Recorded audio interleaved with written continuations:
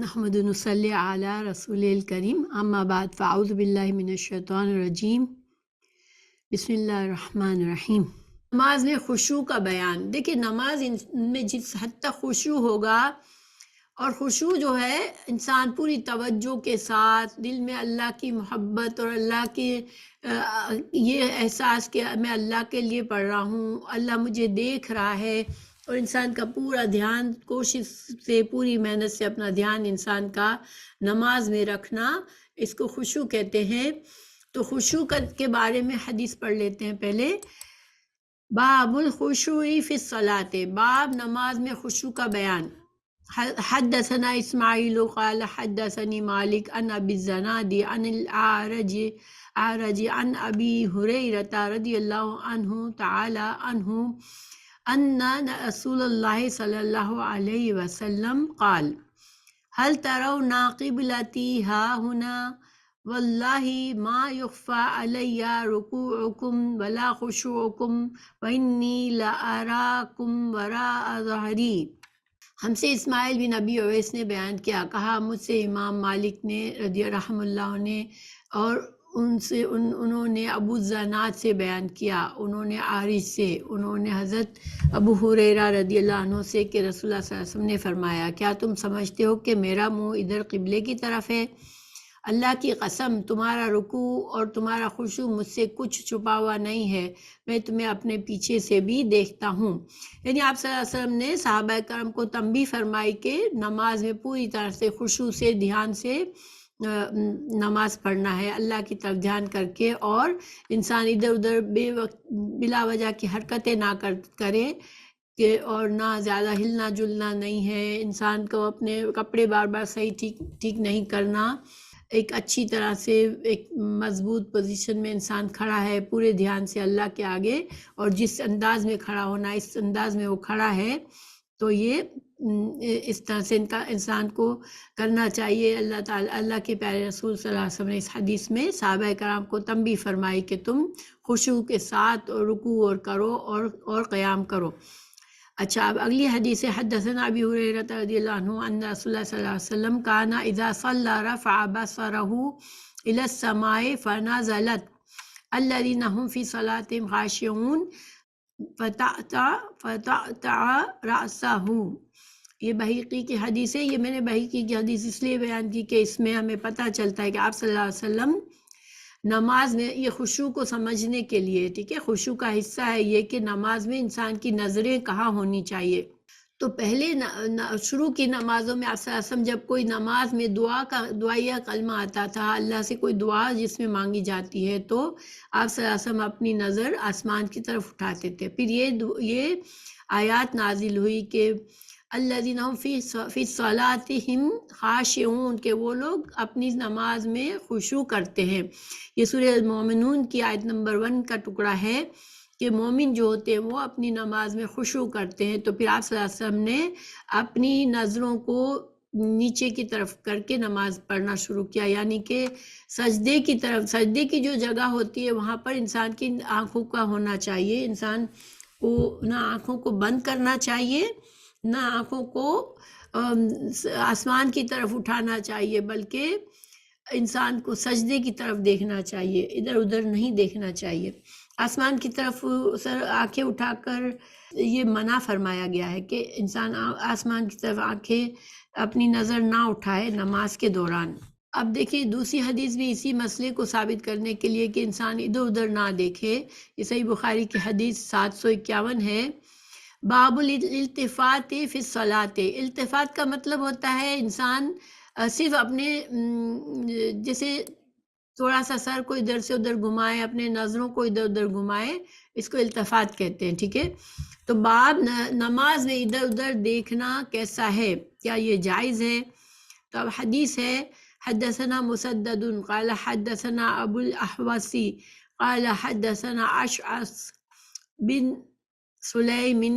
عن ابیہ عن مسروق عن عائشہ قالت سألت رسول اللہ صلی اللہ علیہ وسلم عن الالتفات فی الصلاۃ فقال هو اخلاص یختلسہ الشیطان من صلاۃ العبد۔ ہم سے مسدد بن مسرحد نے بیان کیا، کہا ہم سے ابو الاحوص سلام بن سلیم نے بیان کیا، کہا ہم سے اشعث بن سلیم نے بیان کیا اپنے والد کے واسطے سے، انہوں نے مسروق بن اجدع سے، انہوں نے حضرت عائشہ رضی اللہ عنہا سے، آپ صلی اللہ علیہ وسلم نے بتایا کہ میں نے رسول اللہ صلی اللہ علیہ وسلم سے نماز میں ادھر ادھر دیکھنے کے بارے میں پوچھا، آپ نے فرمایا کہ یہ تو ڈاکہ ہے جو شیطان بندے کی نماز میں ڈالتا ہے۔ دیکھیں جب ہم نماز پڑھنے لگتے ہیں تو شیطان خاص طور سے ہماری نماز میں ہمارا دھیان بٹانے کے لیے پوری کوشش کرتا ہے، بار بار کوشش کرتا ہے، اور بندے کو بار بار اپنے آپ کو اللہ کی طرف متوجہ کرنا ہوتا ہے۔ تو التفات جو ہے یہ یعنی کہ بغیر گردن یا سینہ موڑے ادھر ادھر جھانکنا نماز میں یہ سخت منع ہے۔ اور دوسری احادیث سے دیکھیں یہ بات ثابت ہے کہ جب بندہ نماز میں جس وقت تک اللہ سبحانہ تعالیٰ کی طرف اپنا دھیان کیے ہوئے ہوتا ہے، اپنی نظروں کو بھی سجدے کی طرف رکھ کے پوری اخلاص سے خشوع کے ساتھ پڑھ رہا ہوتا ہے، تو اللہ سبحانہ تعالیٰ اپنی رحمت سے اس کو دیکھ رہا ہوتا ہے۔ لیکن جیسے ہی بندہ ادھر ادھر نظریں پھیرنے لگتا ہے یا اس کا دھیان بھٹکنے لگتا ہے تو پھر اللہ سبحانہ تعالیٰ بھی اس سے منہ پھیر لیتا ہے۔ تو اس لیے ہمیں اپنی نماز کی بہت حفاظت کرنے کی ضرورت ہے، اور یہ بہت مشکل کام ہوتا ہے، انسان کو اس کے لیے پوری طرح سے شروع سے جب سے وضو کرے اپنا دھیان جب انسان اللہ کی طرف کر لیتا ہے، وضو کر کے دعا کرتا ہے، پھر نماز کی جگہ کا تعین کرتا ہے، پھر خشوع کے ساتھ جو ہے وہ اب تک کہ اگر سارے مراحل اس نے بڑے دھیان سے کیے ہوں گے تو اس کی نماز میں آسانی ہوگی کہ اس کا دھیان بھی اللہ کی طرف رہے گا۔ حدیث ہے باب رفع البصر الی الامام فی الصلاۃ۔ تو اب کون سی چیزیں جائز ہیں، یعنی کہ ہمیں ادھر ادھر دیکھنے کے لیے تو منع ہے، یہ ثابت ہو گیا، لیکن کیا انسان کچھ بھی کر سکتا ہے، اپنی نظروں سے امام کو دیکھ سکتا ہے اگر وہ مقتدی ہے؟ تو اس کے بارے میں یہاں امام بخاری مسئلہ بتا رہے ہیں ہمیں کہ نماز میں امام کی طرف دیکھنا کیسا ہے۔ تو اس میں وقالت عائشہ تو قال النبی صلی اللہ علیہ وسلم فی الصلاۃ الکسوف فرأیت جہنم یحتم بعضها بعضا حین رأیتمونی تأخرت۔ کہ حضرت عائشہ رضی اللہ عنہا نے فرمایا نبی کریم صلی اللہ علیہ وسلم نے سورج گرہن کے نماز میں فرمایا میں نے جہنم دیکھی، اس کا بعض حصہ بعض کو کھائے جا رہا تھا، نعوذ باللہ، اللہ ہمیں محفوظ رکھے جہنم سے۔ جب میں نے یہ دیکھا تو میں نماز میں پیچھے سے رک گیا، یعنی کہ آپ صلی اللہ علیہ وسلم اس منظر کو دیکھ کے متاثر ہوئے اور ایک دم سے آپ پیچھے ہٹ گئے اور آپ نماز پڑھوا رہے تھے، اس وقت آپ امامت کر رہے تھے۔ تو صحابہ کرام نے اس حدیث سے پتہ چلتا ہے کہ صحابہ کرام نے آپ صلی اللہ علیہ وسلم کو دیکھا پیچھے ہٹتے ہوئے، تو یہ آپ صلی اللہ علیہ وسلم نے یہ نہیں فرمایا کہ تم نے میری طرف کیوں نظر تھی تمہاری، بلکہ آپ صلی اللہ علیہ وسلم نے اس بات کی تصدیق فرمائی کہ تم لوگوں نے مجھے دیکھا کہ میں پیچھے ہٹا ہوں۔ تو اب حدثنا موسیٰ قال حدثنا عبد الواحد قال حدثنا عامش عن عمارة ابن عمیر عن ابی معمر قال قلنا لخباب كان رسول اللہ صلی اللہ علیہ وسلم يقرأ في الظهر والعصر قال نعم قلنا بما كنتم تعرفون ذاك قال باضطراب لحيته۔ تو یہ اوپر جو باب ہم نے پڑھا اس سے تو یہ ثابت ہو گیا کہ انسان امام کی طرف دیکھ سکتا ہے، اور دوسری حدیث ہم نے یہاں امام بخاری جو لائے ہیں اس میں بھی امام کی طرف دیکھنے کی بات ہے۔ ترجمہ پڑھتی ہوں میں۔ ہم سے موسیٰ بن اسماعیل نے بیان کیا، ہم سے عبد الواحد نے بیان کیا، کہا کہ ہم سے عامش نے عمارہ بن عمیر سے بیان کیا، انہوں نے عبداللہ بن مخبرہ ابو معمر سے انہوں نے بیان کیا کہ ہم نے خباب بن ارت رضی اللہ عنہ صحابی سے پوچھا کیا رسول اللہ صلی اللہ علیہ وسلم ظہر اور عصر کی رکعتوں میں فاتحہ کے سوا اور کچھ قرات کرتے تھے؟ انہوں نے فرمایا ہاں۔ ہم نے عرض کی آپ لوگوں کو یہ بات کس طرح سمجھ جاتے تھے، آپ لوگ کس طرح سمجھ جاتے تھے؟ فرمایا آپ کی داڑھی مبارک کے ہلنے سے۔ تو یہاں پر چونکہ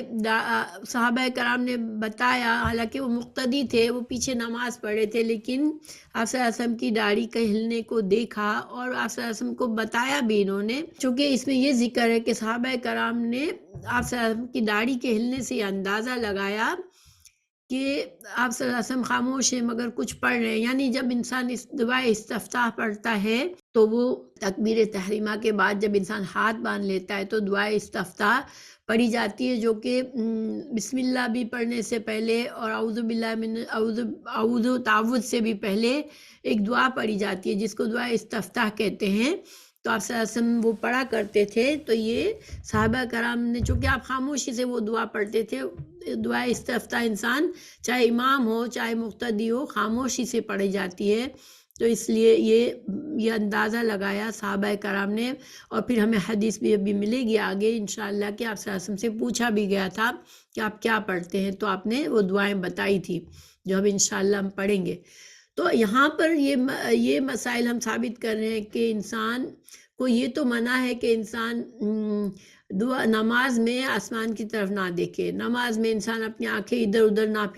پھرائے، نماز میں انسان اپنی آنکھیں صرف سجدہ کی طرف رکھے، سجدے کی جگہ کی طرف رکھے، نہ آنکھوں کو بند بھی نہ کرے، ٹھیک ہے۔ اچھا، تو پھر کیا چیزیں جو کہ اجازت ہے کہ انسان امام کو ایک مقتدی امام کو دیکھ سکتا ہے، کیونکہ دیکھیں امام بعض اوقات مقتدی کے لیے ضروری بھی ہوتا ہے کہ نظر اٹھا کے دیکھ لے کہ امام اس وقت کس حالت میں ہے، تو یہ اس کی ممانعت نہیں ہے، ٹھیک ہے۔ تو پھر ہمیں کیا ثابت ہوا کہ یا تو مقتدی ہے تو وہ نماز امام کی طرف دیکھ سکتا ہے، اور جب امام کی طرف نہیں دیکھ رہا ہے تو مقتدی ہو یا مفرد اکیلا انسان پڑھ رہا ہے، وہ سب کیا ہے صرف سجدے کی جگہ پر دیکھے نماز کے دوران اور ادھر ادھر نہ جھانکے، تو یہ مسئلہ ثابت ہوا۔ اچھا، اگلے یہ ہے کہ نماز میں اب نظروں کا پتہ چل گیا کہ ہماری نظریں جو ہے وہ مصلی کی سجدے کی جگہ پر ہونی چاہیے۔ اب دوسری شرط یہ کہ نماز میں انسان کو اطمینان سے نماز کے ارکان کو ادا کرنا چاہیے۔ ہم نے ابھی تک یہ پڑھ لیا کہ نماز میں انسان کے اندر خشوع ہو، انسان کی نظریں اپنی سجدے کی جگہ پر ہو اور انسان ادھر ادھر نہ دیکھے، مگر وقت مقتدی امام کی طرف دیکھ سکتا ہے۔ اب نماز میں اطمینان، یہ دوسری بات ہے۔ تو حدثنا محمد بن بشار قال حدثنا یحیی عن عبید اللہ قال حدثنی سعید بن ابی سعید عن ابیہ عن ابی ہریرہ ان رسول اللہ صلی اللہ علیہ وسلم دخل المسجد فدخل رجل فسلم على النبي صلى الله عليه وسلم فرد وقال ارجع فصلي فإنك لم تصلي، فرجع فصلى كما صلى ثم جاء فسلم على النبي صلى الله عليه وسلم قال ارجع فصلي فإنك لم تصلي ثلاثا، 3 بار، فقال والذي بعثك بالحق ما أحسن غيره فعلمني، فقال إذا قمت إلى الصلاة فكبر ثم أقرأ ما تيسر معك من القرآن ثم أركع حتى تطمئن راكعا ثم ارفع حتى تعتدل قائما ثم اسجد حتى تطمئن ساجدا ثم ارفع حتى تطمئن جالسا وافعل ذلك في صلاتك كلها۔ ہم سے محمد بن بشار نے بیان کیا، ہم سے یحییٰ بن سعید قطان نے عبداللہ عمری سے بیان کیا، کہا مجھ سے سعید بن ابی سعید مقبری نے اپنے باپ ابو سعید مقبری سے بیان کیا، انہوں نے حضرت ابو ہریرہ سے کہ رسول اللہ صلی اللہ علیہ وسلم مسجد میں تشریف لائے، اس کے بعد ایک اور شخص آیا، اس نے نماز پڑھی، پھر نبی کریم صلی اللہ علیہ وسلم کو سلام کیا، آپ صلی اللہ علیہ وسلم نے سلام کا جواب دے کر فرمایا واپس جا اور پھر نماز پڑھ کیونکہ تو نے نماز نہیں پڑھی۔ وہ شخص واپس گیا اور پھر پہلے کی طرح نماز پڑھی، پھر آ کر سلام کیا۔ لیکن آپ نے اس مرتبہ بھی یہی فرمایا کہ واپس جا اور دوبارہ نماز پڑھ، کیونکہ تو نے نماز نہیں پڑھی۔ آپ نے اس طرح 3 مرتبہ کیا۔ دیکھیے آپ صلی اللہ علیہ وسلم کیوں اس کو ایسا کر رہے تھے کہ وہ شخص جو ہے وہ اس شخص کی نماز میں اطمینان نہیں تھا، وہ جلدی رکوع میں گیا، فوراً سے اٹھ گیا، پھر سجدے میں گیا تو جیسے بس سر کو زمین پر ٹکایا بھی نہیں تھا پوری طرح، پھر اٹھ گیا، تو اس طرح سے اس نے اطمینان نہیں تھا، اس کے رکوع سجود میں بہت جلدی وہ اپنے ان ارکان کو بہت ہی زیادہ جلدی سے کر رہا تھا۔ تو آپ صلی اللہ علیہ وسلم نے اسے پہلے 3 بار اسی طرح آپ صلی اللہ علیہ وسلم اسے کہتے رہے اور وہ دوبارہ جا کے پڑھتا، پھر اسی طرح پڑھتا۔ پھر اس شخص نے کہا، آخری شخص نے کہا، اس ذات کی قسم جس نے آپ کو حق کے ساتھ مبعوث کیا ہے، میں اس کے علاوہ اور کوئی اچھی طریقہ نہیں جانتا، اس لیے آپ مجھے نماز سکھا دیجئے۔ اب صلی اللہ علیہ وسلم نے فرمایا، جب نماز کے لیے کھڑے ہو تو پہلے تکبیر کہہ، پھر آسانی کے ساتھ جتنا قرآن تجھ کو یاد ہو اس کی تلاوت کر۔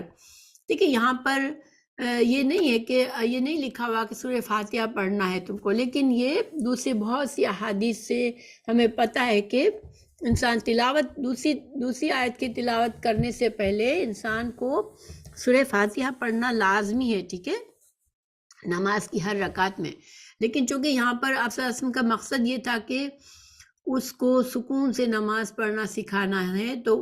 اسی پر زیادہ زور دیا آپ صلی اللہ علیہ وسلم نے۔ پھر آسانی کے ساتھ جتنا تجھ کو یاد ہو اس کی تلاوت کر لے، تو یعنی کہ سورہ فاتحہ کے علاوہ جو کچھ بھی انسان پڑھ لے تو وہ پڑھ سکتا ہے، چاہے زیادہ تلاوت کرے، زیادہ کم کرے، چاہے قرآن کے کسی بھی حصے سے تلاوت کر لے۔ اس کے بعد رکوع کر، اچھی طرح سے رکوع ہو لے تو پھر سر اٹھا کے پوری طرح کھڑا ہو جا، اس کے بعد سجدہ کر، پھر پورے اطمینان کے ساتھ پھر سر اٹھا اور اچھی طرح بیٹھ جا، اسی طرح اپنی تمام نماز پوری کر۔ تو گویا کہ جب ہم دیکھیں یہ ساری جگہوں پہ تسبیحات پڑھتے ہیں نا، ہم رکوع میں جاتے ہیں تو تسبیح پڑھتے ہیں، پھر رکوع سے اٹھتے ہیں تو تسبیح پڑھتے ہیں، تو پھر تسبیح کو دہرانا ہوتا ہے۔ کوئی بھی تسبیح ہم پڑھتے ہیں، جیسے سبحان ربی العظیم اگر ہم پڑھتے ہیں تو ہم کم از کم 3 بار سکون سے پڑھیں جب تک ہم رکوع میں ہیں، پھر ہم اٹھے تو اٹھنے کی دعائیں پڑھیں، پھر ہم سجدے میں بھی اگر سبحان ربی الاعلیٰ پڑھ رہے ہیں تب بھی اس کو سکون سے ہم کم از کم 3 بار پڑھیں، مگر زیادہ جتنی دفعہ پڑھ سکتے ہیں، اس میں کوئی پابندی نہیں ہے، لیکن کم از کم اتنا پڑھے انسان کہ کچھ انسان نے جس سجدہ کیا یا رکوع کیا تو اس کو پوری طرح سے اس کام میں پوری طرح سے اپنا دھیان کر کے کرے، اور جب رکوع میں جائے تو پوری طرح سے جیسے رکوع کے مسائل ہم آگے پڑھیں گے، کس طرح سے رکوع میں کس حد تک جھکنا ہے، کیسے جھکنا ہے، یہ پڑھیں گے انشاءاللہ۔ لیکن رکوع میں جب جھکے تو پوری طرح سے اپنا جھک کر نماز جو اس پوزیشن میں، اس حالت میں اپنے آپ کو اتنی دیر رکھے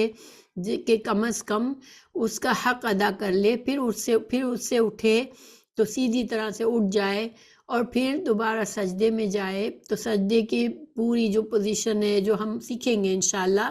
تو اس حالت میں پوری طرح سے اپنی کچھ اتنا وقت گزارے کہ اس سجدے کا حق ادا ہو سکے، تو اس طرح سے نماز پڑھے۔ تو نماز میں ہم نے یہاں پر ہمارا مقصد اس حدیث کا یہ ہے لانے کا کہ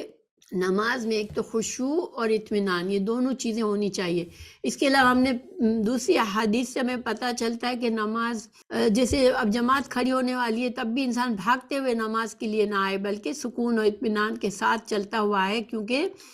یہ اس چیز سے منع کیا گیا ہے کہ عجلت کے ساتھ انسان بھاگ کر، اب گھر میں بھی ہیں کسی کام میں الجھے ہوئے، اب نماز کو بہت کم رہ گیا وقت، تو ہم بھاگتے آئے اور جلدی سے بس بغیر کچھ سوچے سمجھے نماز شروع کر دی،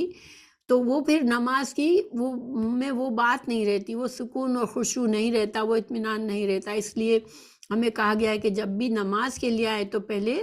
سکون کے ساتھ چلتے ہوئے آئے، پوری تیاری کے ساتھ ذہن اس طرف حاضر کر کے آئے انسان، تو پھر نماز بھی اچھی ہوگی انشاءاللہ۔ کیا انسان بالکل ہی نماز میں ذرا سا بھی ادھر ادھر نظر نہیں ڈال سکتا